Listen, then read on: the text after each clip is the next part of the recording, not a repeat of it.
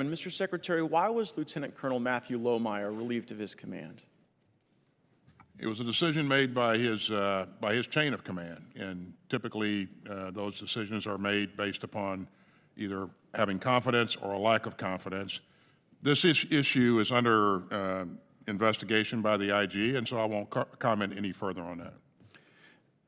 In my previous discussions with service members and particularly officers, I would hear about complaints over parts not arriving on time, long deployments, and in my more recent discussions with those officers, the number one issue that they raised to me with concern, often unable to speak publicly for fear of the type of retribution that Lieutenant Colonel Lohmeyer faced, they say that your stand down regarding extremism did not help our military, it hurt the military. And I want to share with you that perspective, that it caused service members to otherize one another, it impaired group cohesion, and interesting to me is that I've heard those sentiments most frequently from units that are majority-minority, that this was not particularly helpful. So I wanted to give you the opportunity to maybe share with us more specificity regarding the definitions that seem to be a challenge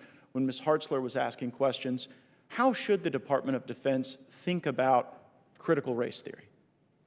Could I make a comment, Secretary? I'm sorry. Well, I'm very limited on my time, General Milley. Well, I just want to make a comment. The feedback I know, but I've gotten I've asked the question to Secretary Austin.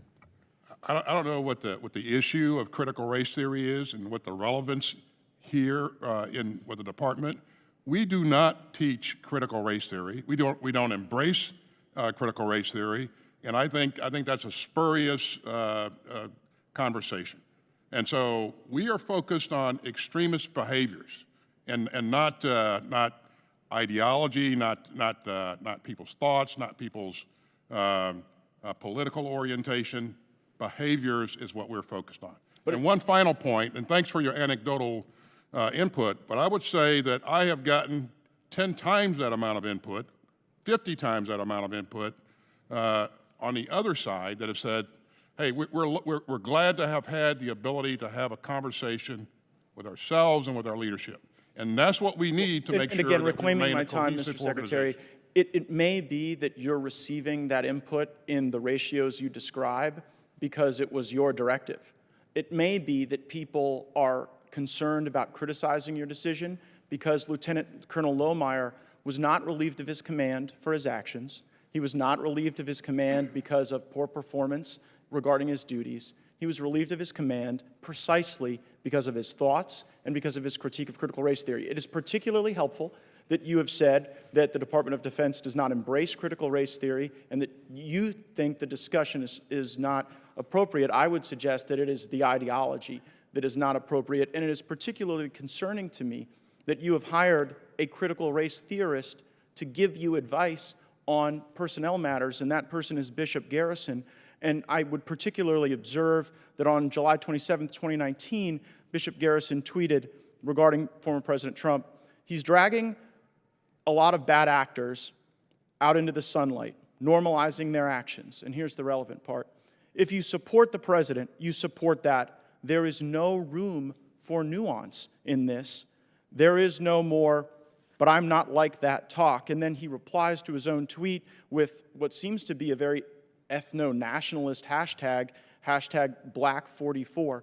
Could you enlighten us as to what advice Mr. Garrison has given you, and are you concerned that while you testify publicly to our committee that the department doesn't embrace critical race theory, you have hired someone who is precisely a critical race theorist? This is the first I've ever heard Mr. Garrison be described as a critical race theorist, so this is new. And I'm sure did you that review his tweets before you hired him, personally? Pardon me? Did you review his tweets before you hired him? I did not personally review his tweets. I would just ask that maybe that be helpful. Is there anything you can share in just these final seconds regarding any advice he's given you? Let me just share one other thing that you brought up, Congressman, about the input that comes to me.